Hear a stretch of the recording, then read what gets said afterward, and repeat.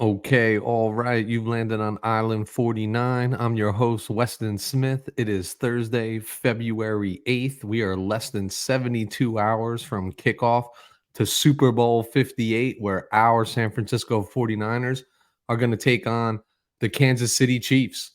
Want to talk a little bit more about that game. I'm not going to go into necessarily predictions, but just like all the fun stuff that's taken place over the last 2 weeks and even the build up in the playoffs to get to this point. I'm sure 49ers fans like myself are insanely excited, insanely anxious, and Sunday can't come soon enough.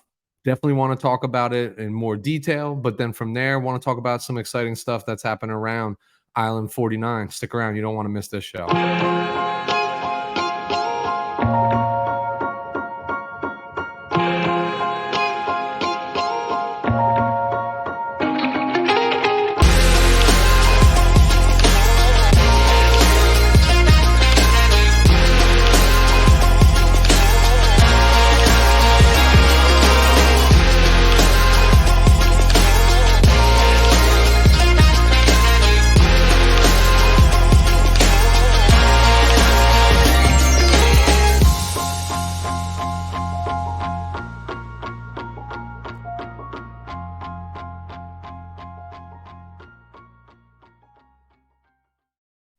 All right, it is Super Bowl week. I know it's been a little while since I came at you from the island. You've been seeing a lot of me just pairing up with Steph Sanchez on Monday nights, kind of giving our 49K player of the week and post game reactions and even a glance forward to the game coming that weekend. But let's focus in on the Super Bowl. San Francisco 49ers versus the Kansas City Chiefs. 49ers finished the regular season 12-5. Kansas City Chiefs finished 11-6. Niners handled their business the way that they expect to go into the season, entering the playoffs as the number one seed. Always creates an easier path to an eventual title game, the NFC Championship game against the Detroit Lions, although it had its moments for sure. That first half didn't look good. Somehow found a way to survive. And as I always say, good teams find a way to always find a way to win football games. And I believe this 49ers team is a very good football team, but they are also up against a very good football team with arguably the league's best player in Patrick Mahomes, and obviously a handful of compliments that go with him in terms of Travis Kelce, Chris Jones. The list goes on. They're equally as loaded with talent. It's funny to me because so many people think this is a rematch of 4 years ago, Super Bowl 54. And obviously the 49ers had the Chiefs on the ropes for the vast majority of that second half. And like Patrick Mahomes does and Andy Reid does, they found a way to silence the Niners offensively and went on to score 21 straight points and unanswered points in the fourth quarter to win in the scoreboard, at least what looked like convincing W, even though, with 6 minutes left, they were down 10 points. I regress. To me, while we want to make those comparisons, this game is drastically different from the 2020 Super Bowl, lingering from the 2019 season. Going into that game, I think the 49ers' biggest fear was the Kansas City Chiefs offense, right? That offense had Tyreek Hill, Mecole Hardman, obviously had Kelce, obviously had Patrick Mahomes. And the storyline for the 49ers was all about the defense and the running game. Here we are 4 years later in a Super Bowl rematch, and I feel like the roles have reversed. Coming into this game, I want to say that the 49ers are less worried about the Kansas City Chiefs offense based on their overall production this season, and more worried about is, will Kansas City's defense stifle the 49ers offense? This 49er team coming into this game is more about the offense than it is the defense. So it's a reversal of roles, which for me makes it a drastically different game. These are not the same rosters. Yes, the 49ers have a core of individuals that were part of that 2019 2020 season. Same for the Kansas City Chiefs. And let's not forget that the Kansas City Chiefs are your reigning world champions. So much excitement going into this game. This is not a biased opinion. If anybody's ever followed any content that I've ever put out there, I'm the first one to tell you that I watch games through a very anxious lens. And because of that, I tend to be a little bit more negative on what I feel the 49ers are capable of.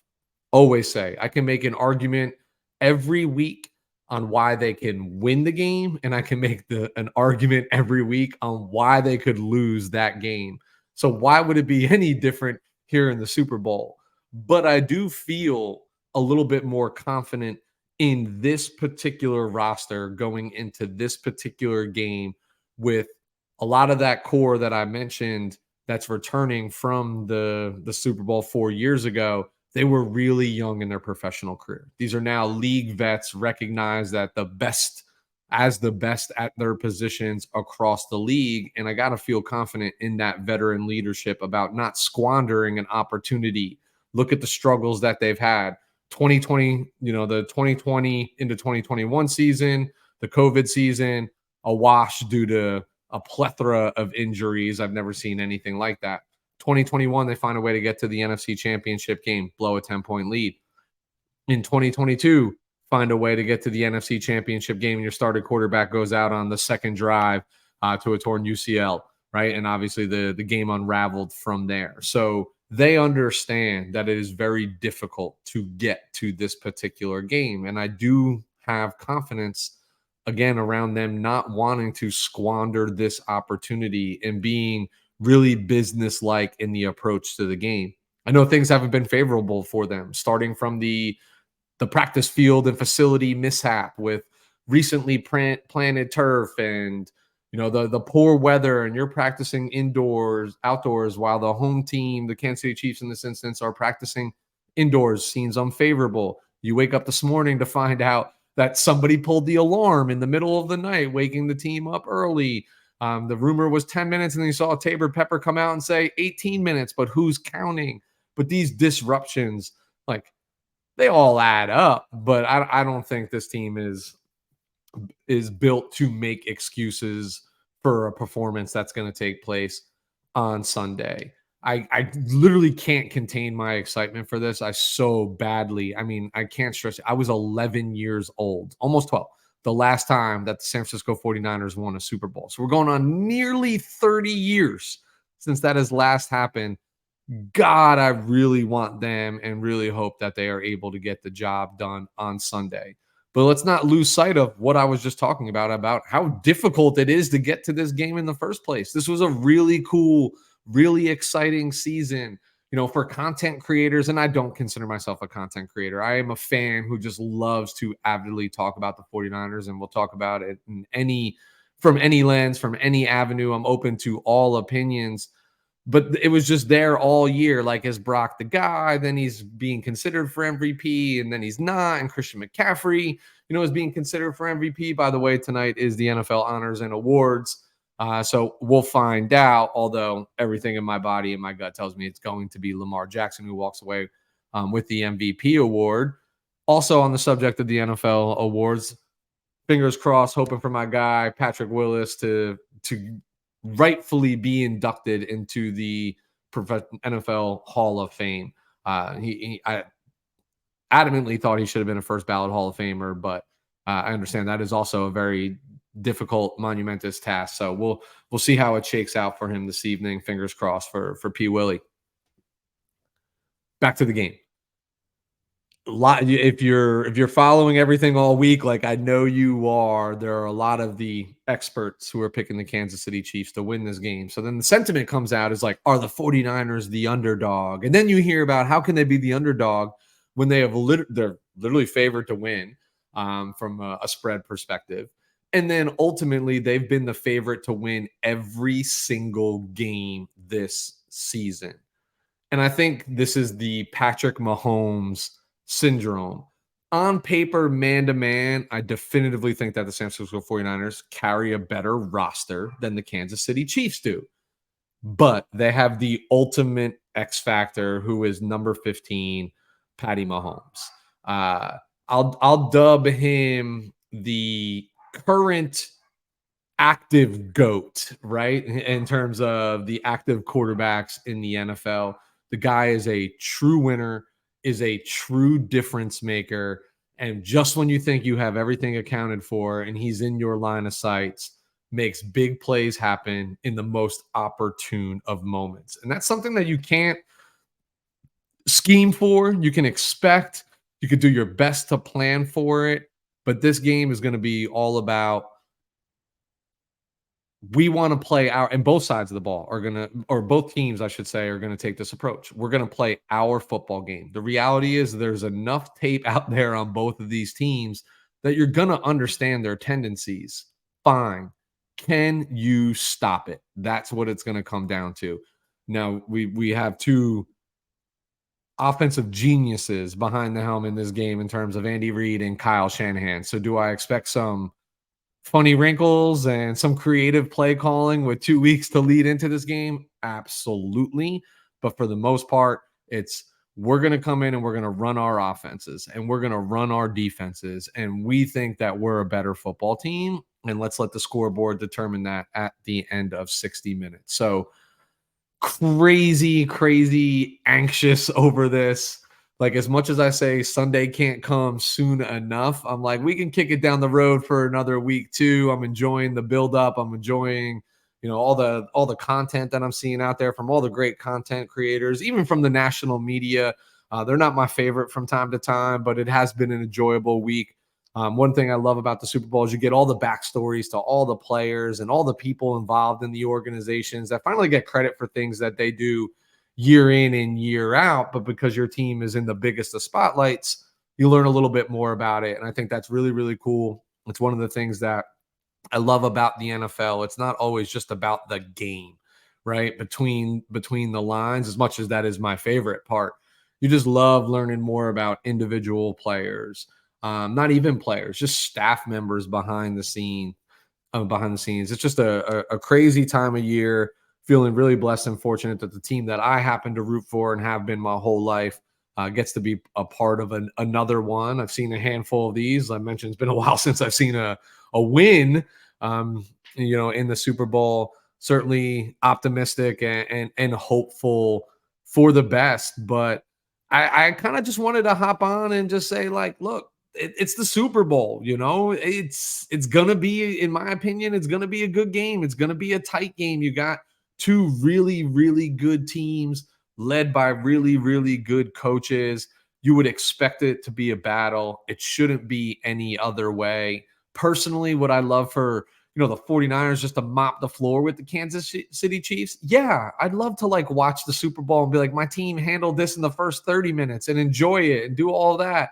But in terms of just the competitiveness of the game of professional football, I you want to see the nail biter. You want to see it come down to the wire. That's why you're tuning in. Why would it be any different on the final game of the season? How many games have been played in total across the 2023-2024 calendar so far? So I'm here just wishing 49er fans the best. I'm wishing for peace of mind for you all over the next 72 hours as this game gets closer. For any of you that went like myself and bought new TVs for this event, please let's not do anything foolish during the middle of the game.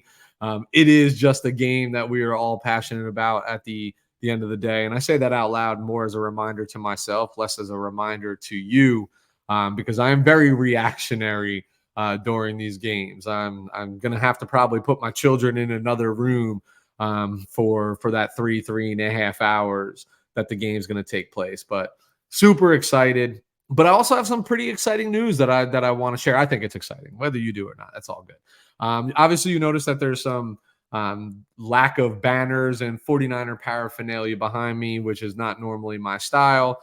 Did just relocate my family, and we will, post Super Bowl, etc. When I have time, I will put everything back up.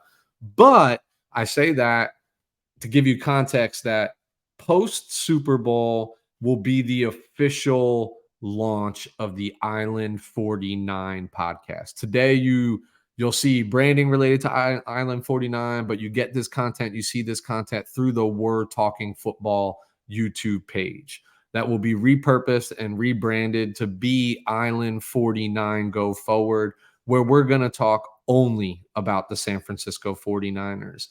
But I invite any listeners to contribute in the sense of like, let's brainstorm together what we want to talk about and how we want to cover this team in the offseason. And I know Sunday is going to have a lot to do with our temperament around like, how do we want to consume information go forward about our football team? And I understand for some of you, it's a quick transition back to the NBA, to the NHL, to the MLB, whatever it might be. But I know there are some of us where the NFL is first and foremost, and the rest of that is just distraction and airtime to get us from February through late July, early August when we know football is full throttle. So have a ton of ideas how I want to cover this team in the off season.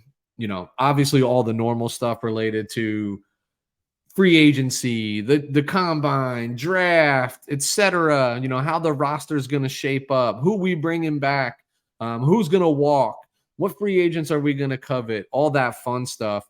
But I certainly don't want to neglect history and why so many of us are fans of this team because such a strong history. So I want to, let's go back and analyze some games from 89, from 93, from 94, from 95. Let's talk about that team. Let's talk about where our fandom and where our passion comes from and how significant those moments were, for some of us in our youth and for some of us in our adolescence, because it's all gotten us to this point here on February 8th, 2024, on February 11th, 2024, when the Super Bowl is played. So a lot of good things planned, a lot of guests, etc. But again, we will be officially launching the Island49 podcast. Can't wait for you to tune in. Can't wait for you guys to consume some content. I can't wait for you to tell me that my content's not good and you tell me in what direction you want to go. Trust me, I welcome all of the banter. I want this channel to be a fan driven channel. I'm going to come in, I'm going to give my opinions. I'll argue with you till I'm blue in the face as to why I'm right, but that doesn't mean we can't have the conversation. And I'll be the first to admit I'm wrong. I'm not right all the time, but I can't wait to have that interaction. But in the short term, make me a promise. Stay with your content creators that you love so much up until the Super Bowl. This will be the last video that I'm going to put out prior to the Super Bowl. Then I want to relax. I want to get ready and get in the right mindset for this game. And then post Super Bowl, we will be back full throttle. Expect daily content from this channel. And I understand that the off season's a rough time because of all the things that I mentioned before, transitioning sports. Hey, we got 6 months till this thing picks back up. But just forget, the NFL is year round, right? You got Super Bowl, then we go to free agency period when the league year begins, and then you have combine and pro days and everything that leads up to the NFL draft. And then you got, rookie mini camps and then OTAs. And then before you know it, we always say it's a long 6 months, but gosh, it goes so fast.